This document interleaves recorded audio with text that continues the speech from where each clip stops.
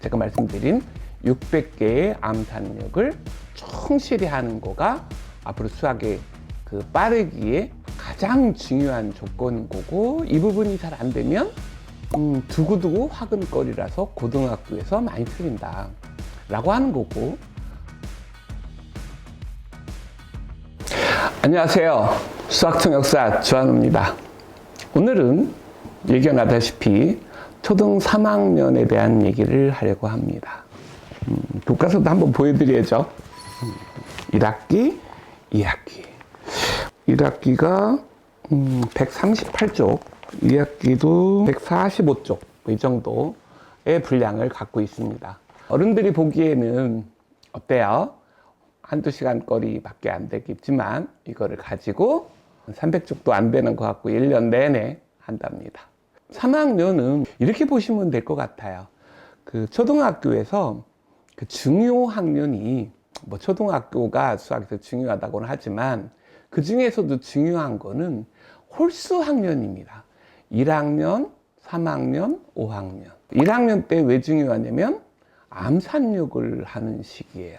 제가 말씀드린 600개의 암산력을 충실히 하는 거가 앞으로 수학의 그 빠르기에 가장 중요한 조건인 거고, 이 부분이 잘 안 되면 두고두고 화근거리라서 고등학교에서 많이 틀린다 라고 하는 거고, 1학년 때 암산력하고 2학년 때 그 구구단을 해서 이 두 개가 완벽하다면 초등 3학년은 수학의 원천 빠르기가 끝나는 시기입니다. 원천 빠르기라고 하는 것은 왜 그거 있잖아요. 본래 빠르기가 있는 것. 만약에 이유로는 예를 들어서 이제 기술적 빠르기가 좀 남긴 해요. 그런데 원천 빠르기가 느리다면 기술적 빠르기라고 하는 것이 한계가 있게 됩니다. 오늘도 초등 교과서 분석을 먼저 하고 그 중요한 것 두 가지를 말씀드리려고 합니다. 그 중에 한 가지는 수학의 빠르기가 3학년 때 결정된다라고 하는 거였고, 맞아요. 5학년 때 왜 중요하냐면 자연수하고 분수하고의 사칙 계산이 초등에서의 가장 핵심 포인트인데, 초등부 5학년에서 분수에 더하기 빼기 곱하기 나누기를 모두 다 합니다. 나누기는 6학년으로 넘어갔지만 저는 이제 5학년 때 그 분수에 나누기까지 몽땅 다 하라고 그래서 교과상으로는 곱하기까지 나옵니다. 1, 3, 5학년이 중요하고 1학년의 확장이 2학년이고요. 3학년의 확장이 4학년이라고 보시면 됩니다. 말 그대로 6학년은 5학년의 확장인 거고, 기본이 중요하겠어요? 확장이 중요하겠어요? 뭐 어렵고 확장하기 어렵다라고 사람들은 생각하고, 뭐 그쪽에서 뭐 힘들다고 막 얘기는 하겠지만, 제가 보는 견지에서 저는 기본을 중시하고 원칙과 그 본연의 힘들을 중요하기 때문에 1, 3, 5학년에서 강조하는 거고, 1, 3, 5학년에서 잘 돼야 2, 4, 6학년에서 좀 더 수월하면 당연한 거고요. 그렇게 1, 3, 5학년이 되어야 초등에서 배운 것을 제대로 하고, 초등, 중등, 중학교도 1학년이 제일 중요하고요. 그 다음에 3학년. 1학년, 2학년, 3학년 모두 공부한 걸 가지고, 초등과 중등의 모든 것을 가지고 고등에서 다 확장한다고 보시면 됩니다. 그러니까 초등 6년, 중학 3년, 도합 9년을 배운 것을 모두 다 확장하는 시기가 고1입니다. 그러니까 고등학교에 올라가서 가장 그 어려운 9년 동안 준비한 것을 확장하기 때문에 고등학교 1학년이 그렇게 어려운 거고, 고등학교 1학년 때 수포자의 대부분이 고등학교 1학년에서 포기하는 거지, 2학년, 3학년 가서 포기하는 것은 그냥 1학년 때 포기했는데 포기했다는 말을 1학년 때 안 하고 2, 3학년 때 해서 마치 2, 3학년 때 포기하는 듯이 보이는 겁니다. 제가 왜 긴 큰 흐름을 말씀을 드렸냐면, 초등 3학년에서 원천 빠르기가 끝난다고 했는데 그 빠르기가 어디까지냐라고 하는 기준선이 고1이기 때문입니다. 초등 3학년 때 이 원천 빠르기가 있고, 그 뒤에 뭐 기술적 빠르기가 보강이 되든 어떻게 되든 간에 조금씩 빨라졌는데,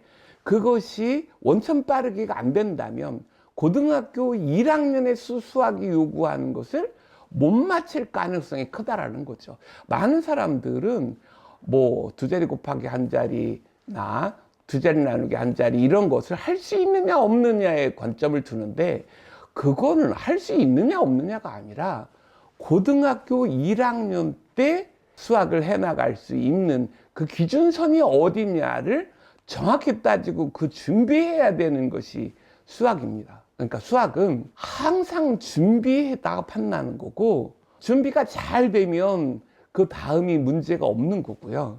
준비가 덜 되면 이유도 모르고 수학의 수포자로 나가게 되는 겁니다. 그러니까 제 말은 이렇게 제가 막 이렇게 목표치를 해주고 막 그러는 거가 과도하게 생각되어질 수는 있을 거예요. 왜냐면 그렇게 만들어 놓는 사람이 많지 않으니까. 그런데 수학에서 고등학교 1학년 때 필요한 수학의 빠르기가 어디냐라고 하는 것이 만들어져야 되는 거지, 그거 없이 빠르네? 쟤보다 빠르네? 당연히 빠르겠죠. 연습하면 빠릅니다. 그런데 제 말은 연습하면 무조건 빠른데 어디까지 빠르게 하느냐. 많은 사람들 그런 얘기 하더라고요. 느리지만 않으면 된다. 아니요. 고등학교 1학년 때 적어도 10% 안에 수학의 빠르기가 되어야만 연산이 다른 사람에 비해서 부족 부분이 없는 겁니다. 이런 식으로 하면 모든 사람이 경쟁에서 다 빨라진다라고 볼 수도 있겠지만 사실은 그게 원하는 바입니다. 연산이 빠르고 수포자 없습니다. 여러분은 주변에 연산 빠르면서 수학을 포기한 사람을 본 일이 있습니까? 저는 수학 30년을 가르쳤지만 연산 빠르면서 수학을 포기하는 애를 못 봤어요. 물론 수학을 포기하더라도 개념을 못 배우더라도 3, 4등급까지 갑니다. 그런데 지금 초등 배우면서 아이가 수학을 1, 2등급을 해나가게 하는 그 실력을 기른다라고 하는 것이 아니라 뭐 고등학교 가서 중위권을 목표로 해서 수학을 공부하고 있지 않을 거 아닙니까? 제가 10% 안에 연산이 되라고 하는 말은 과한 것이 아니라 고등에서 10%가 1등급, 2등급을 얘기하는 겁니다. 많은 고등학교의 선생님들이 초등에서 연산을 많이 해서 아이들이 생각하는 힘이 없어졌다라고 하는데 그 말도 일리는 있어요. 왜냐하면 초등에서 큰 수 연산을 잔뜩 하면 생각하는 힘이 없어집니다. 제가 요구하는 것은 작은 수 연산을 빨리 하라고 그랬지, 저는 큰 수 연산 빨리 하라고 한 적이 단 한 번도 없고요. 제가 만든 앱에 큰 숫자가 단 한 개도 없습니다. 제가 원하는 거는 작은 수를 여러 개 빠르게 요구하는 것을 고등학교 1학년 때 요구하는 거고, 고등학교 1학년 때 요구하는 그 초가 무엇인지, 그 대상이 무엇인지에 대한 연구를 30년간 해온 겁니다. 그러니까 그냥 근거 없이 제가 무슨 빠르게 한다라고 하는 거 아니고요. 만약에 늘지만 않으면 된다라고 하는 사람이 있으면 그 근거를 대고 말씀을 하셨으면 좋겠어요. 저는 그냥 연산이 1, 2등급 하는데 연산이 부족함이 없이 하자라고 하는 거지, 제가 특별하게 1%, 2% 안에 연산 들어간 건 아닙니다. 여러분 지금 수학 가르치면서 우리 아이가 고등에서 1, 20% 안에 들어가는 것을 좀 과하다고 생각하는 거 아니시죠? 저도 말하는 겁니다. 고등에서 수학의 빠르기가 1, 20% 안에 들어가서 연산이 아이 수학 공부하는데 걸림돌이 없게 하자는 측면에서 말씀드렸습니다. 아이고, 얼른 교과서 분석해달라고 하시는 분이 있을 것 같네요. 제가 그 중요한 게 나오면 여러분 설득하려고 제가 말이 좀 잠깐 길어지고 흥분하는 것 같습니다. 제가 다시 차분하게 교과서 초등 3학년 1학기, 2학기 분석을 해드리겠습니다. 말씀드린 것처럼 1학기, 2학기의 교과서 분석은 교과서를 보고 하나하나 말씀드리기가 어렵고, 그렇게 되면 이제 시간이 오래 걸려서 그 블로그나 그 홈페이지 요약본을 넣어놨으니까 그거를 뽑아놓고 저랑 같이 보고 있다는 가정하에서 말씀을 드리겠습니다. 3학년 1학기는 6개의 그 단원으로 구성되어져 있고요.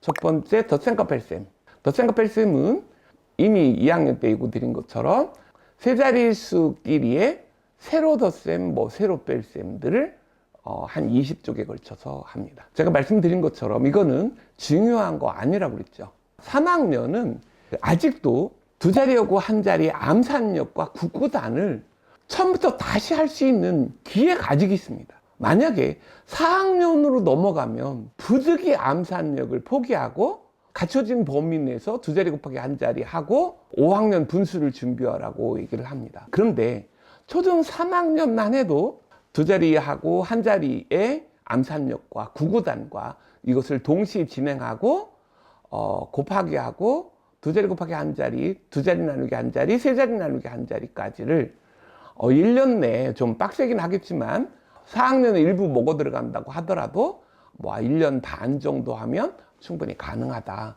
따라서 3학년만 해도 암산력, 구구단, 두 자리하고 한 자리에 곱셈, 나눗셈 이런 것들을 할 시간적 여유가 아직은 있다. 수학의 빠르기를 그게 되어야만 수학이 빠르니까 앞에 나오는 세 자릿수끼리의 덧셈 뺄셈들은 중요 부분이 아니니까 교과서에 나와 있는 게 다 중요한 거 아닙니다. 교과서의 가장 큰 특징은 배워야 될 것을 넣은 거는 맞는데 무엇이 중요하냐에 따라서 교과서의 분량을 편성한 것은 아닙니다.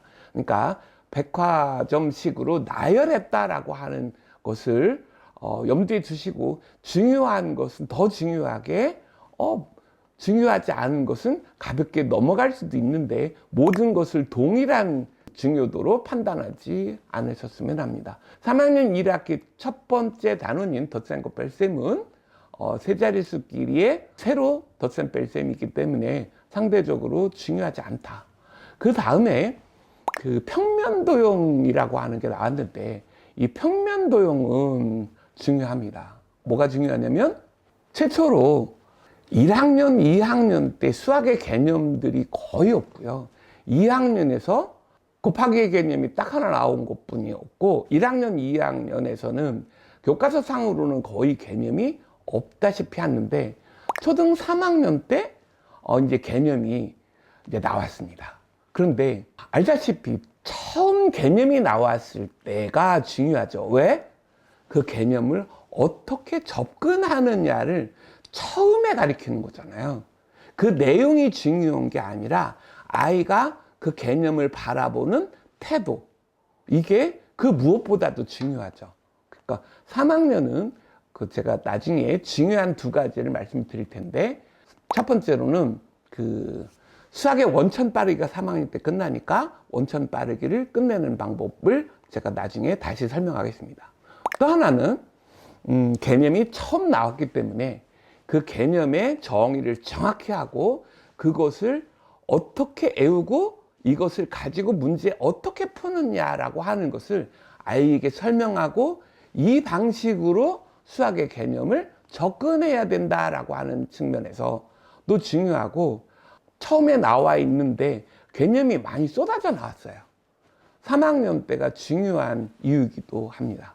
평면도형에서 선분, 반직선, 직선, 각, 직각, 삼각형, 직각, 직사각형, 정사각형들이 들어와 있고요. 내부적으로 보면 제가 8개를 적어놨는데 그 선분의 정의가 나오고요. 반직선 정의 나오고 직선의 정의 나오고 각의 정의가 나오죠. 그 다음에 직각의 정의 나오고 직각에 따른 직각삼각형, 직사각형 그리고 정사각형의 정의들이 나오는데 이 부분들이 대부분 정의가 맞지 않습니다. 그거는 별도로 다시 좀 설명을 좀 드리겠습니다. 그래서 교과서의 내용을 설명을 드리는 것보다는 제가 올바른 정의를 설명하는 시간에 좀 더 할애하는 게 낫다라고 하고요. 평면도형에서 개념들이 쏟아져 나왔다라는 말로 대체합니다. 그 다음에 나눗셈의 원리가 나옵니다. 나눗셈의 원리는 아이들이 이제 굉장히 어려워하는 거이기도 하고요. 나눗셈의 원리를 거의 한 달 가까이 학교에서 가르치는데 결과적으로는 나눗셈이 뭔지를 말할 수 있는 아이들이 거의 없어 보입니다. 나눗셈의 원리는 그 내부적으로 그 용어가 있어요. 등분제와 포함제라고 하는 용어가 있는데 그 이름 없이 등분제와 포함제를 설명하는 것을 그 각각 이렇게 합니다. 그래서 한 4쪽씩 하는 것 같아요. 제일 먼저 등분제 하는데 등분제는 이런 거세요. 사과 20개가 있는데 4명이 똑같이 나눠 먹자. 그럼 어떻게 해요? 5개씩 먹으면 된다. 그리고 이게 뭐죠? 실제로 나눗셈 할 때 사용하는 거고, 또 하나는 이거가 등분제를 이제 많이 연습을 시킬 텐데 그 등분제는 거의 뭐라고 할까요? 논리적으로 설명이 어렵습니다. 그리고 그 예를 들어서 이런 거예요.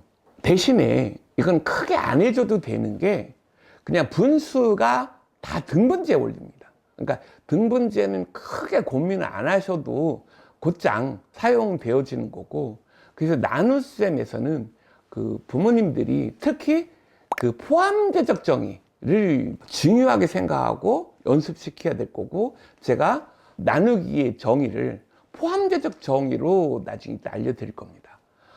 무슨 말이냐면 포함제는 이런 거예요.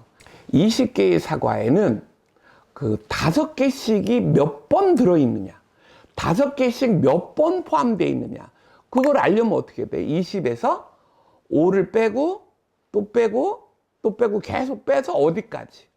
5보다 작을 때까지, 아니면 0이 나올 때까지 빼보면 몇 번 뺐느냐라고 하는 거를 이제 연습하게 되는 거고요. 그리고 이제 이게 잘 안 되니까 교과서는 그 곧장 곱하기와 나누기 역연산의 관계가 있다라고 하는 것으로 그 포함제가 자꾸 어렵고 등분제가 좀 어려우니까 기술을 알려주는 겁니다. 이 기술이니까 편하게 사용하기는 좋을 텐데 그 원리들을 받아들이는 거는 좋지 않죠. 어찌됐든 나눗셈의 원리가 등분제적 원리와 포함제적 원리, 그리고 곱셈과 나눗셈의 원리를 거의 한 달 가리키는데, 결과적으로는 보면 나눗셈의 정의라는 말이 없기 때문에 그 정의를 가지고 수학 문제를 푸는 것은 좀 어렵다. 그렇다면 이거를 막 배웠으니까 문제 풀다가 정의를 스스로 될 때까지 기다리겠다라는 말인데, 그것 때문에 수학이 안 된다고 제가 매번 피를 토하는 심정으로 말씀을 드리고 있는 거죠. 어찌됐든 그 다음에 이제 곱셈이 나오는데, 곱셈은 3학년 1학기 때는 2자리하고 1자리에 세로 곱셈을 하는 거고, 여기가 이제 굉장히 중요한 거죠. 예를 들어서 한번 볼게요. 56 곱하기 7이다. 예를 들어서 세로셈이 있는 거죠. 이럴 때 제일 먼저 어떻게 해요? 76에 42 이렇게 써놓고요. 사람들은 여기 받아올림수 4를 여기다 써라 그러는데 쓰면 안 됩니다. 그 쓸 거면은 우리가 그 암산력을 뭐로 길렀어요?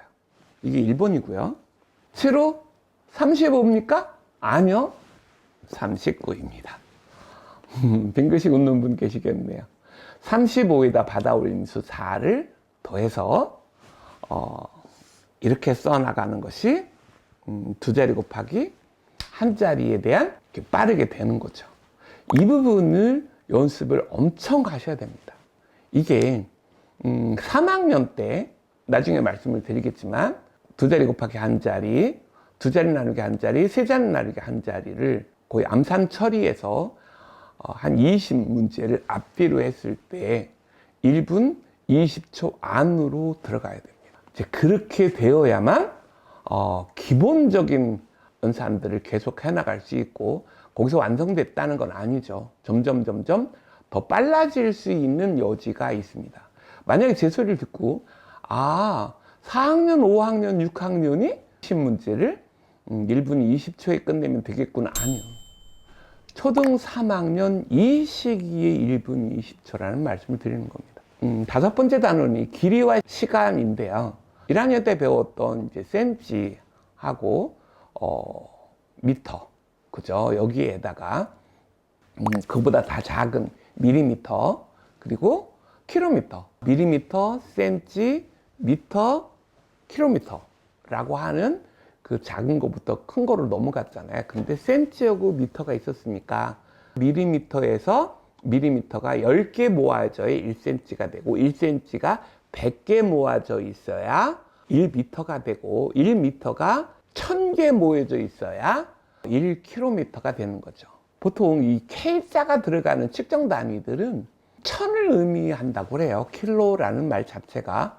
그래서 오원을 전에 찾다가 포기했는데 오원 자체가 그 킬로가 천을 의미한다고 합니다. 아직까지는 제가 그 근거들을 찾지는 못했는데 킬로가 천을 의미한다고. 왜냐면 킬로미터도 있고 킬로그램도 있잖아요. K가 천을 의미한다라고 하는 거 하면 좋겠죠. 1분과 시간을 1분은 60초다 라고 하는 것.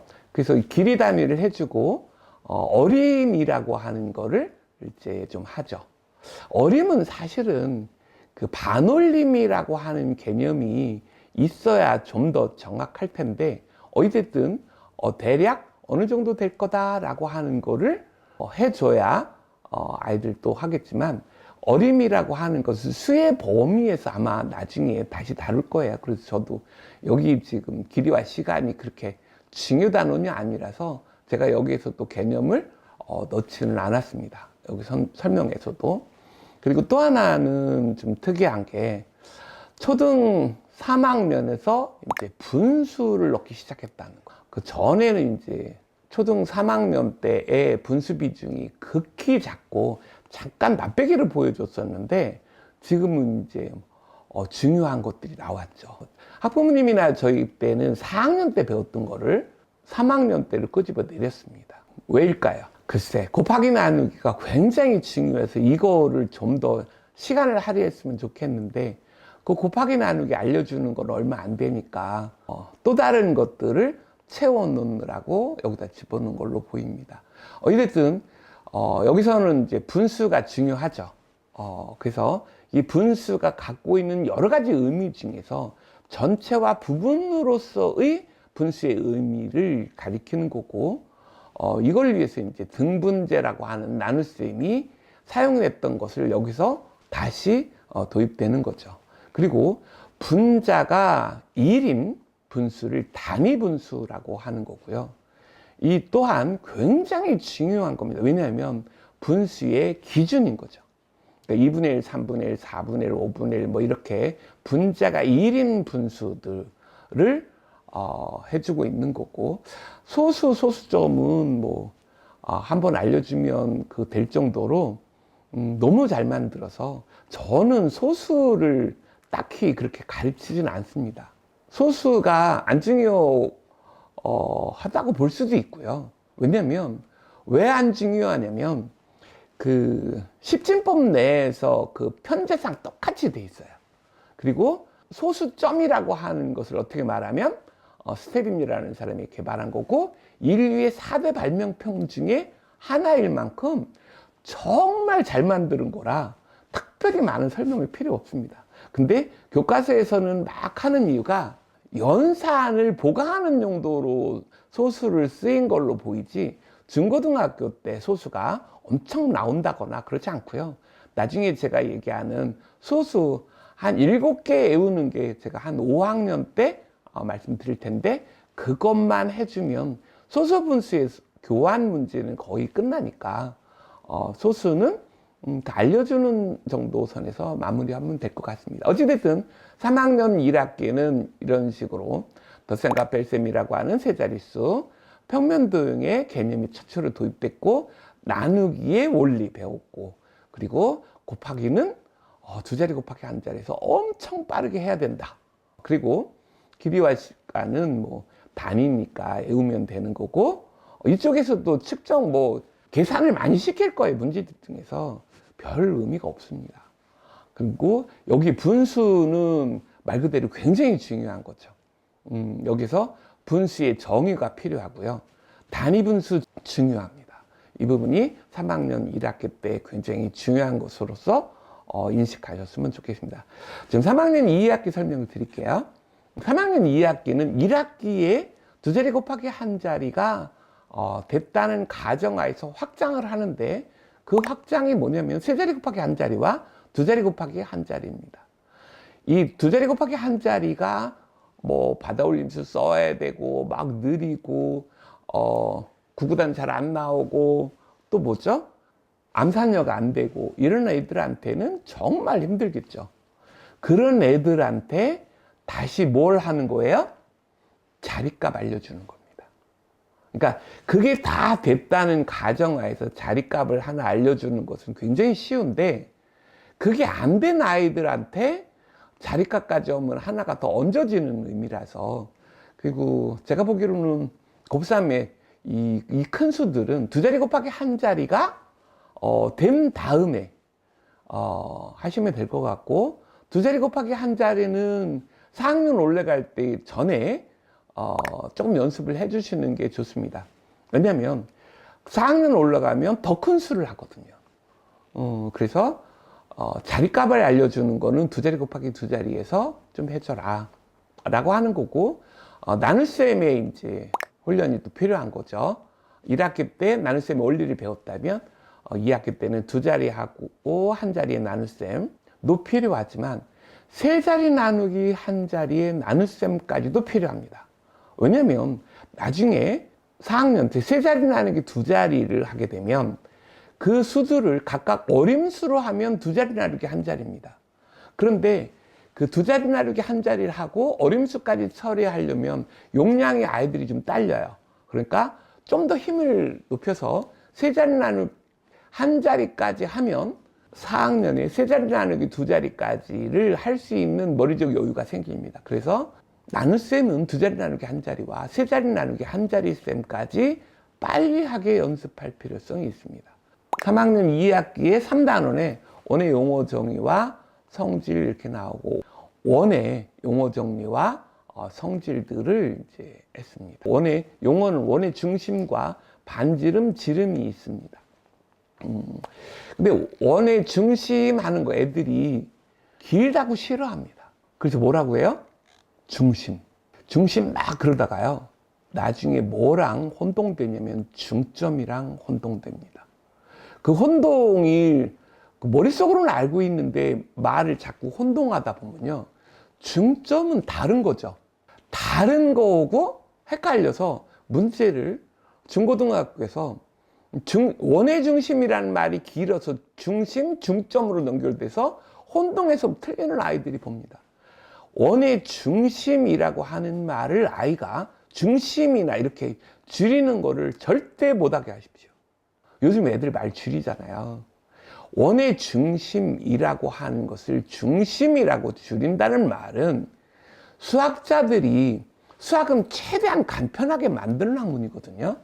수학자들이 3000년간 줄여도 못 줄인 게 원의 중심입니다.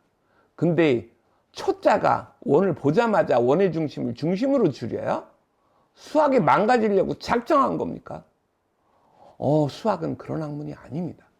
수학의 원의 중심이라고 돼 있는 거고 반지름과 지름이 있는데 원의 반지름, 원의 지름이라고 나오긴 하지만 반지름, 지름은 그대로 쓰실 수 있습니다. 왜? 반지름과 지름은 원밖에 없기 때문입니다. 그러니까 원의 중심, 반지름, 원의 반지름, 원의 지름 얘기는 안 하셔도 됩니다. 하지만 원의 중심은 중심이라고 줄이는 걸 절대 하지 못하게 하셔야 될 겁니다. 원의 성질이라고 하는 거를 이제 뭐 좀 배우는데 원을 이렇게 접어요. 접어서 이제 포개지게 한다 그러면 합동의 개념이 나오는 거고요. 포개지면 대칭의 개념이 나오는 거고요. 포개졌을 때 만들어지는 선이 지름인 거고요. 무슨 말씀인지 가세요? 안 배운 것들이 굉장히 쏟아져 나오는 건데 그게 없는 거죠. 또 하나는 원의 중심이 어디에 있죠? 지름 안에 있습니다. 원을 한번 적었을 때 어떻죠? 지름 안에 원의 중심이 있는 겁니다. 그렇다면 원의 중심은 어디 있을까요? 약간 돌려서 다시 접으면 지름 두 개가 교차하면서 만들어지는 그 선이 일반적인 원이 있을 때 원의 중심을 구하는 방법입니다. 이것이 제가 중학교 2학년에서 그 외심을 구하는 방법으로서 제가 다시 설명을 하는 거고, 이게 굉장히 중요한 겁니다. 어찌됐든, 원이 있고, 원을 지나는 선이, 그, 원을 분할한다고 그래서 할선이라고 하거든요. 이 할선이 가장 긴 것이 바로 지름이라고 할 수 있습니다. 물론, 지금 이거를 지금 제가 부모님이기 때문에 이런 설명을 하는 거고, 아이하고 이렇게 받아줘도 뭐 크게 무리는 없습니다. 원래 도형이라고 하는 거는 뭐 순차적으로 사람들이 뭐 가리키고 학년 올라가면서 막 그러는데, 사실 도형은 그 연산이나 이런 것처럼 위계관계가 물론 있긴 한데 뭐 뚜렷하지는 않습니다. 따라서 기회 달 때 한꺼번에 다 하셔도 도형은 항상 상관이 없습니다. 어찌됐든 교과서는 이렇게 분할해서 그때그때 이렇게 나와주고 있는데, 제가 뭐 3학년 때 급하면 이거 다 빼고 중요한 거 먼저 하라고 막 하는 이유가, 필요하면 4학년이고 5학년이고 초등학교 때 안 했으면 중학교 때 한꺼번에 다 해도 됩니다. 그러니까 제가 생각할 때는 이걸 한꺼번에 한다고 해서 아이에게 큰 무리가 되거나 어렵지 않기 때문에 시간 안배를 그렇게 별도로 하실 수 있다는 말씀을 드리는 거고요. 뭐 두 자리 곱하기 한 자리 다 해가면서 차곡차곡 가시는 걸 막는 게 아니라, 중요한 걸 못 해가면서 저런 데다가 분배하고 중요한 걸 놓친다면 중요한 건 다 갖다 버리고 잡동사니 쌓아놓는 꼴과 같다라는 말씀을 드리는 겁니다. 어쨌든 지금, 그리고 2학기 때 다시 분수가 좀 더 나오는데, 이때는 뭐예요? 전체와 부분을 의미로서의 분수가 좀 더 설명이 배워지고요. 분수의 종류, 진분수, 가분수, 대분수가 뭐다라고 하는 거, 그리고 분모가 같은 분수의 크기 비교라고 하는 거가 있는 거겠죠. 이건 뭘로 설명해야 되냐면, 1학기 때 배웠던 단위 분수, 이 생각을 가지고 해줘야 될 걸로 보입니다. 그 다음에 들이와 무게는 뭐 리터와 아까 말씀드렸던 킬로그램, 1리터는 1000ml고 1kg은 1000g이라고 하는 것, 그리고 어림과 계산이라고 하는 것들이 추가로 되어 있는 거니까 들이와 무게도 마찬가지고, 여기서도 뭐예요? 간단한 그 측정 단위 외우는 건데, 이걸 뭐를 통해서? 계산을 통해서 연습시키려고 하는 거고, 계산 강화의 목적이 있어 보입니다. 왜냐면 암산력이 부족하게 되면 그 이후로 계산이 계속 부족해요. 그러면 이거를 메꿀 수 있는 수단으로 자꾸 큰 수를 넣은 것이 교과서의 특징이라고 보시면 되고, 우리가 지금 얘기하는 암산력과 구구단과 두 자리 곱하기 한 자리, 두 자리 나누기 한 자리, 세 자리 나누기 한 자리에 대한 것이 완벽하다면, 그 기타의 측정에서의 연산이나 큰 수에서의 연산들을 연습의 양만큼 비례해서 좀 줄여주면 될 것이다. 저런 큰 수들을 계속 시키면 수학이 싫어지는 계기가 됩니다. 머리를 써야 되는데 싫어져서야 머리고 뭐고 하기가 싫잖아요. 사람들이 연산을 잔뜩 시켜서 머리가 안 된다라고 했던 거는, 연산을 잔뜩 시킨 게 어떻게 해요? 큰 수 연산 시킴을 위해서 아이들이 싫어했다는 거죠. 물론 작은 수도 많이 하면 그 부작용이 있는 건 맞는데, 큰 수를 잔뜩 시키는 부작용에 비하면 세 발이 피겠죠. 자료 정리 얘기는 뭐 표와 그림 그래프를 하는 거고, 이 표와 그림 그래프에 대한 내용은 뭐 2학년 때 설명했던 그 자료 정리와 크게 다르지 않아서 생략을 해드리겠습니다. 자, 그래서 초등 3학년에서 수학 교과서의 핵심 내용은 7개인 거죠. 세 자릿수끼리의 세로셈, 곱셈 나눗셈에 빠르게 완성된다라고 하는 것. 그래서 교과서는 두 자릿수 곱하기 한 자리와 두 자리 곱하기 한 자리, 세 자리 곱하기 한 자리, 두 자리 곱하기 두 자리를 여기서 막 쏟아내고 있는데 제가 보기로는 두 자리 곱하기 한 자리와 두 자리 나누기 한 자리, 세 자리 나누기 한 자리에 거의 1년 내내 하셔야 될 겁니다. 다른 거는 뭐 양념으로 가미해서 하나씩 하나씩 알려주더라도 1년 내내서 여기서 빠르기를 해주지 않으면 평생 느리게 된다는 겁니다. 그 영상을 보시는 어머님의 수학 빠르기도 초등 3학년 때 대부분 결정되어진 거고요. 예를 들어서 초등 3학년 때 이 어머님 실력을 한 뒤에 쭉 하면 뭔가 좀 나아질 거라고 생각하는데 원천 빠르기가 바뀌지 않습니다. 예를 들어서 어머님이 지금 수학 빠르기 3학년 때 한 빠르기를 지금 나중에 어머님이 뭐 가계를 해서 맨날 돈 계산했다 안 빨라집니다. 기술적으로 약간 좀 빨라지는 그 정도 선이지 정말 빠른 사람한테 평생 가계를 내서 돈 계산을 해도 안 빨라집니다. 왜? 그 정도의 연습으로는 빨라지지 않습니다. 나중에 사람들이 연산 문제집 몇 개 보고 한두 권 풀고 연산 문제집 됐다라고 하는 거와 지금 똑같습니다. 평생을 가계해서 계산을 해도 안 될 만큼의 양이 그거라는 겁니다. 이게 지금 두 자리가고 이 곱하기 나누기를 1년 내내 연습하면 문제가 어마어마하게 연습해야 되는 겁니다. 그래서 뭐예요? 회복 탄력성마저 끊어내야만 그 빠르게 완성되어지는 거고, 많은 사람들이 그러더라고요. 이거 할 때는 빠른데 나중에 가면 느려진다. 왜요? 연습 적게 해서 그런 겁니다. 충분한 연습에서 회복 탄력성을 끊어서 수학의 빠르기를 완성시키라는 것을 말씀드립니다. 선분과 각을 정의를 좀 해서 이쪽 저쪽 도형들을 얘기한 거고, 원의 용어 종류의 성질, 기류와 들이, 표와 그림들을 전체적으로 7개를 하는데, 중요도는 역시 곱셈 나눗셈의 빠르기, 그리고 평면 도형 들에서 정의를 확실하게 외워서 해줘야 될 것이다. 근데 교과서에 나와 있는 정의가 틀리니까 오늘 제가 말씀드리는 정의들을 별도로 뒤에 뭐 뽑을 때 같이 뽑으실 거예요. 그 정의들을 다시 설명을 드리겠습니다. 그러니까 초등 3학년에서 핵심이 되는 건 뭐라고요? 평생 빠르기가 결정된다.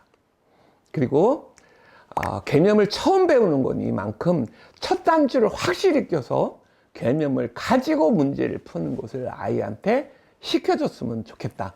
초등 1, 2학년 때는 거의 개념이 없었다. 그러니까 개념 없이 막 공부하는 것이 1, 2학년 때 들어갈 수 있어요. 그런데 지금 3학년 때 처음으로 개념이 막 쏟아져 나오니까 이때 개념을 갖고 공부하는 모습을 아이에게 알려줬으면 하는 이 두 가지를 초등 3학년 때 제가 말씀을 드리는 겁니다. 평생 빠르기 두 자리 곱하기 한 자리 곱셈과 두 자리 나누기 한 자리, 세 자리 나누기 한 자리의 나눗셈이라고 하는 거고, 이거에 필요한 건 뭐예요? 암산력. 보이나요? 7, 6에 42, 7, 5, 35. 보이죠? 9구단 완벽해야 되고요. 이 안에 뭐 있어요? 9구단 2개, 35 더하기 4라고 하는 3개의 암산이 필요했던 겁니다. 이 3개의 암산을 완벽하게 해야 되는 거죠. 4학년 때 더 큰 수의 곱하기 나누기 때문이 아니라 제가 얘기하는 것은 5학년에서 분수의 사칙 계산에서 최소 5, 6개의 암산력으로 늘려가야 되는 거고, 왜 그때 늘려야 되는 거는 이제 다시 5학년 때 좀 다시 설명을 드리겠습니다. 3학년 때 만약에 느리다라고 생각하신 분, 제가 얘기하죠. 두 자리 곱하기 한 자리, 두 자리 나누기 한 자리, 세 자리 나누기 한 자리를 섞어서 20개의 문제를 앞뒤로 냈을 때 아이가 1분 20초 때 나오지 않는다면 느린 거고, 그 느리다면 암산력과 구구단과 이 두 자리 곱하기 한 자리, 두 자리 나누기 한 자리, 세 자리 나누기 한 자리를 다시 연습해서라도 빠르기를 해놔야 되는 거지. 이 부분을 대충 임빙변으로 넘어가면 천추의 한을 남기게 된다는 것을 반드시 기억하셔야 됩니다. 자, 3학년의 개념들을 제가 한 10개를 설명드리려고 합니다. 곱하기의 개념을 얘기했는데 곱하기는 3학년 때 나온 개념은 아니고요. 2학년에 곱하기 개념이 구구단 전에 나왔었죠. 곱하기는 곱하기 기호를 의미하는 거고, 기억나시죠? 곱하기 덧셈, 덧셈식. 당연히 곱하기 곱셈, 곱셈식의 구분이 동일하다는 것. 안 되면 그때 잠깐 영상을 보시기 바랍니다. 첫 번째 곱하기는 같은 수의 더하기다. 같은 수의 더하기가 나오면 어때요? 항상 곱하기로 바꾸나요? 네. 그럼 곱하기는요? 같은 수의 더하기로 바꿔야 이해됩니다. 자유자재로 되는 것을 10년간 하게 됩니다. 중고등 때도 계속 하는 거고, 나중에 중학교 이상 올라가면 곱하기 기호를 그나마 생략했는데 곱하기가 있다고 생각하고 그것을 다시 더하기로 바꿀 수 있어야만 식에 대한 이해가 되는 겁니다. 근데 곱하기가 같은 수의 더하기라는 사고방식이 머릿속에 없다면 그걸 어떻게 꺼내 쓴다는 말입니까? 안 됩니다. 나누기도 한 달간을 연습하는데 아이가 한 달간 연습 끝나고 아마 학생들한테 물어보십시오. 나누기가 뭐야? 라고 물어봤을 경우 나누기가 뭐라고 얘기하는 아이가 한 반 30명 중에 한 명도 없을 겁니다. 한 명 있다면 그거 제 영상 본 사람입니다. 왜요? 나누기의 정의를 제가 만들고 제가 외우게 시켰기 때문입니다. 이 나누기의 정의가 없이 문제를 푸는 것은 계속 문제가 됩니다. 중학교의 정수 나누기와 고등학교 나머지 정리 다 뭘로 하죠? 이 정의로 합니다. 왜요? 앞으로 중학교, 고등학교 가서 나누기를 다시는 설명하는 일이 교과서상에 없습니다. 교과서에 없는 거를 선생님이 설명할 리 만무하고요. 그러면 개념 없이 문제를 풀고 누가 설명하면 아는 거다라고 하는 거죠. 그게 아니라 수학은 개념을 갖고 문제를 푸는 겁니다. 만약 이 나눗셈이 잘 모른다 그러면 아이들이 나눗셈 문제를 잔뜩 풀면서 나누기가 저절로 될 거라고 착각하시게 됩니다. 만약에 나누기 정의를 모르면서 문제를 어마어마하게 풀면 나누기가 들어갈 거라고 착각을 하시는데 그렇지 않습니다. 그런데 아이들이 문제 풀면 다 맞는 이유는 그거 다 찍은 겁니다. 그러면서 아이 마음속에 괜히 불안한 마음이 계속 싹트게 됩니다. 개념을 가지고 정확히 해야 뭐야? 내가 모르는 게 없고 하나하나 깔끔하게 수학을 해나가는 이러한 마음 자세로 수학을 해나가야 하나하나 깔끔하고 완벽하게 수학을 해나가는 아이들로 자라게 됩니다. 그런데 정의 없이 이걸 한다는 건 말이 안 되죠. 또 하나는 용어의 설명을 하다 보면 많은 사람들이 이런 걸 하죠. 나누어지는 수, 나누는 수, 나머지라는 말을 하는데 나머지가 없을 때를 나누어 떨어진다라고 얘기하는데 없을 때가 무엇인지 모릅니다. 그래서 나누어 떨어진다의 정의를 외워야 됩니다. 그렇지 않으면 중고등학교 때 오답이 나옵니다. 나누어 떨어진다는 어떤 수를 자연수로 나누어서 몫이 정수이고 나머지가 0인 경우를 나누어 떨어진다라고 한다고 정의를 외워야 됩니다. 그래야 사실은 이것이 정수 나눗셈의 정의입니다. 이게 안 된다면 나누어 떨어진다라는 말을 자꾸 틀리게 될 겁니다. 나머지가 없는 것을 뭐라고요? 나누어 떨어진다라고 해서요. 그러면 어떤 일이 벌어질까요? 보세요. 3 나누기 2 뭐예요? 3에서 2를 한 번 빼고 하나 남았죠. 그러니까 몫은 1이고 나머지가 1입니다. 그런데 조금 지나가서 분수를 배우면 어떻게 되죠? 2분의 3이 몫입니다. 몫 아니라고요? 무슨 말이에요? 몫이지. 나머지는 뭐예요? 나머지 없잖아요. 그럼 나누어 떨어지네요? 아니라고요? 무슨 근거로요? 교과서에 나와 있는 어떤 것도 이것이 나누어 떨어진다고 하는 것을 막을 근거가 아무것도 없습니다. 근데 뭐라고 그래요? 무의식지, 이건 아닐 거예요. 선생님도, 저건 아니야. 하겠죠. 왜요? 없잖아요, 정의가. 개념이 없잖아요. 그래도 저건 아니요. 얘가 자연수야. 아니요. 그러니까 정수에 나눌셈 모르고요. 그렇잖아요. 이거 계속 헷갈립니다. 이해가시나요? 만약에 32 나누기 2다. 그럼 뭐죠? 1은 2, 2, 6, 12. 뭐예요? 나머지는 뭐죠? 없어요. 0이에요. 0입니다. 왜 없어요? 0이 없는 겁니까? 나머지가 0인 수를 나누어 떨어진다고 하는 겁니다. 나머지가 없는 게 아니에요. 그리고 정수여야 됩니다. 정수의 나눗셈 이런 것도 할 수 있어야 됩니다. 그때 이거 뭐야? 얘가 되겠죠. 근데 정수 아직 안 배우지 않았냐? 좋습니다. 그러면 이렇게 해주세요. 여기가 자연수인데 중학교 가면 정수로 바뀔 거다라고 하셔도 좋습니다. 그리고 나머지에 대한 것들은 다시 정의를 좀 해줘야 되겠죠. 이것도 창의력을 발휘해서 나머지도 음수 만들고 막 이러는데 그런 거 아닙니다. 정의를 자기 마음대로 만드는 사람들이 있어요. 아니에요. 이게 정수 나눗셈의 정의고 이 나머지가 보통 R로 표현하는데 나머지는 0 이상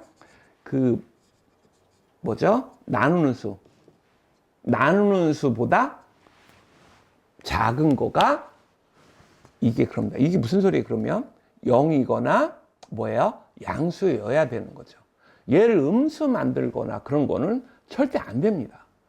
이게 수학은 창의력을 기르는 거 아니라고 그랬죠. 이렇게 설명하는 사람이 있어서 하는 말입니다. 그러니까 무슨 말이냐면 정의 모르니까 저렇게 당당하게 틀린 거를 막 사용하는 겁니다. 나누어 떨어진다가 뭐라고요? 자연수로 나누어 몫이 정수이고 나머지가 0인 경우입니다. 정수는 내년에 다시 설명할게요. 4학년 때. 저는 4학년 때 중학교 1학년에서 배운 것들을 미리 연습해서 수 감각을 기르는 작업을 합니다. 그때 4학년 때 잠깐 배우면 5, 6학년에 분수하면서 저절로 막 늘어요. 수 감각이 자라고. 그러니까 날로 먹는 거를 4학년 때 좀만 하면 많은 경우가 수 감각 살리는데 도움이 돼서 4학년 때 하는 부분들을 합니다. 자, 그리고 사람들이 이제 도형이라는 말을 또 잘 모르더라고요. 도형의 도는 그림 도자입니다. 중고등학생들한테 도형이 뭐야? 그러면은 이런 말을 합니다. 뭐 삼각형, 사각형, 뭐 이런 게 도형 아니야? 당연히 도형을 하면 그것만 그렸겠죠. 아니요. 도형도 뭐예요? 그림의 형태를 가지고 있는 건 다 도형입니다. 뭐예요? 이렇게 선 하나 뭐예요? 그림이잖아요. 도형입니다. 이거 뭐예요? 각 도형입니다. 무슨 말인지 가시죠? 그러니까 도형이라는 말을 단일 패곡선 이라든지 이런 식으로 자꾸 생각하더라고요. 삼각형, 사각형 이런 것만 메꾸어진 다각형들만 도형이라고 인식하는 중고생들이 많습니다. 도형 그런 거 아닙니다. 그러니까 정의가 없이 자기 스스로 모든 것들을 자꾸 오류를 만들어내서 그렇습니다. 그래서 제가 도형이라는 말을 썼고요. 교과서가 이제 연산 말고 도형 쪽에서 최초의 정의가 이 선분이 나왔습니다. 교과서에서 말하는 선분의 정의가 완전히 틀렸습니다. 이걸 사용하면 안 되는 겁니다. 교과서는 선분을 뭐라고 돼 있냐면 두 점을 곧게 이은 선이라고 합니다. 두 점을 곧게 이었다라고 하는 것은 곧게를 안다라고 하는 거고 곧게가 직선의 성질을 의미합니다. 그렇다면 직선을 가져와서 선분을 설명한 거고요. 그러면 이게 개념을 가지고 문제를 푼다 해서 절대 하지 말아야 될 오류가 순환 오류입니다. 이 순환 오류에 빠진 겁니다. 그러니까 직선을 가지고 와서 선분을 하고 다시 선분으로 직선을 다시 설명하는 일이 벌어진 거예요. 아이들에게 설명하기 어렵다고 하는데, 저는 이 선분이 옛날에 초등 2학년 때 나왔었습니다. 선분 2학년 때 나올 때 선분 아이들을 올바른 선분의 정의를 알려줬을 때, 이거를 어려워서 힘들다는 초등 2학년생을 단 한 번도 본 적이 없고요. 이거 알려주면 특히 3, 4학년 애들 아 그러네요 하고 너무 좋아했고요. 그거 가지고 굉장히 많이 사용합니다. 정의를 제가 왜 이거 틀렸다고 막 그러는 경우는 어떤 사람들이 혹시 눈살 찌푸릴 수도 있어요. 아이 그거 뭐 조금 틀린 것 같고 더럽게 지랄하네. 그냥 뭐 애들 어리니까 좀 그럴 수 있지. 아니요. 제가 그 설명을 잠깐, 그 굉장히 긴 설명들은 유튜브에 선분과 직선이라고 하는 그 영상들을 찍어놨으니 거기를 한번 보시고요. 오늘은 약식으로 간단하게만 설명을 할게요. 선분의 정의는 서로 다른 두 점, 두 점일 때 같은 두 점이 있고 서로 다른 두 점. 그렇다면 점이 똑같은데 같냐 틀리냐라고 하는 것은 뭐죠? 위치의 차이입니다. 위치가 다르면 다른 점입니다. 똑같이 점에 뭐 구분을 어떻게 해? 똑같지? 아닙니다. 같은 점은 같은 위치에 있는 겁니다. 왜요? 점의 정의가 그렇습니다. 길이, 넓이, 부피가 없고 위치만 존재하는 것이 점입니다. 따라서 같은 위치에 있는 점은 같은 점이고요. 위치가 다른 점이 서로 다른 점입니다. 그러니까 두 점을 연결한다고 할 때 그 두 점이 같을 수도 있고 다를 수도 있기 때문에 이 말을 첫 번째 교과서에서 오류를 갖고 있습니다. 서로 다른 두 점이라고 해야 합니다. 두 번째로는 그 서로 다른 두 점, 위치가 다른 두 점을 서로 다른 점인 거고, 이것을 가장 짧게 그은 선을 뭐라고 그래요? 선분이라고 하는 거고, 가장 짧게 그은 선이라고 초등 1, 2학년 때 설명했을 때 못 알아듣는 애가 없다는 거예요. 왜 못 알아듣겠다고 지레짐작하고 이걸 바꿔서 올바른 정의를 안 알려주냐고요. 네이버고 뭐고 어디를 검색해도 이 올바른 정의가 나오지 않아요. 이걸 잠깐 설명을 할게요. 만약에 이 무슨 말이냐면 여기를 딴 데 갔다 왔다. 무슨 말이에요? 이 길이보다 어때요? 이게 더 멀다라는 얘기입니다. 무슨 말일까요? 그러니까 이거를 가장 짧게 그은 선을 선분이라고 하는데 이 선분의 길이를 거리라고 합니다. 지금 거리 정의 어떻게 배울 거예요? 선분의 길이가 거리입니다. 그러니까 거리라고 하는 것은 뭐예요? 최단 거리의 약자입니다. 이 거리가 정의되어야만 그 다음에 길이가 정의됩니다. 길이는 곡선일 수 있어요. 무슨 말인지 가시죠? 우리가 사용하는 거가 길이와 거리가 일상생활에서는 제 맘대로 사용하기 때문에 수학적 용어 정리가 되지 않으면 지 마음대로 문제 풀 수 있다는 얘기입니다. 수학의 정의를 몰랐을 때 일반적 사용하는 걸 그냥 쓸 거 아닙니까? 중고생 때 틀릴 수 있다는 거예요. 또 뭐예요? 이게 A라고 하면, 이 길이를 A라고 하면 B하고 얘가 C라면 B 플러스 C가 A보다 어때요? 항상 크다라고 하는 관계가 만들어지고 이것이 초등, 중등의 수학 문제로 나옵니다. 개념 정의 안 배웠다고 해서 문제 안 나오는 게 아니에요. 이거 다 나오는 거고요. 거리라고 하는 순간 우리는 이 선분의 정의들을 생각해야지만 중고등학교 문제를 풀 수 있다고요. 이거 다 어디로 가냐고요. 세 번째로는 이거 두 점을 가장 짧게 그은 선분이라고 하고 이것을 양쪽으로 연장했단 말이죠. 그럼 뭐예요? 직선의 정의가 선분으로부터 나오는 거죠. 근데 선분의 정의가 안 됐으니까 직선 안 될 거 아니에요. 또 하나 뭐 있어요? 직선의 결정 조건을 어떻게 가리킬 거냐고요. 지금 제 말은 선분이라고 하는 것을 그냥 두 점을 곱게 연산이야. 얘들아, 니네는 아직 머리가 연글지 않아서 이 정도면 충분해. 그 말 받아들이겠습니다. 아직 애가 아직 잘 몰라서 그렇다고 쳐요. 아직 어려서. 그러면 중고등학교 때 선분 정의 다시 넣어서 다시 가르치십시오. 안 가르치지 않습니까? 문제만 나오고. 그러면 뭐예요? 개념 없이 다 풀고 있는 거라고요. 이해 가십니까? 그 다음에 이제, 제가 이제 그 반직선 뭐 이렇게 나와 있는데, 그 방향으로 가면 될 것 같고요. 각이 나와 있는데, 그 각도 그대로 하시면 될 것 같고, 여기서 안 배운 게 각의 크기를 안 배웠습니다. 이 벌어진 정도를 각의 크기라고 해야 되는데, 이 말이 없으니까 각과 각이 보여주는 거와 각의 크기를 혼동합니다. 왜요? 안 배웠으니까. 구분이 안 되면은 혼동하는 겁니다. 각과 각의 크기를 별도로 알려주시기를 바랍니다. 부모님께서. 그러면, 그러니까 직각의 정의를, 직각을 어떻게 해요? 뭐 했냐면, 직각 교과서는 이렇게 나옵니다. 종이를 이렇게 접고, 다시 접은 거를 다시 이제 또 접어라. 라고, 그렇게 해서 만들어지는 각을 직각이라고 한다라고 하는데, 직각의 정의는 이겁니다.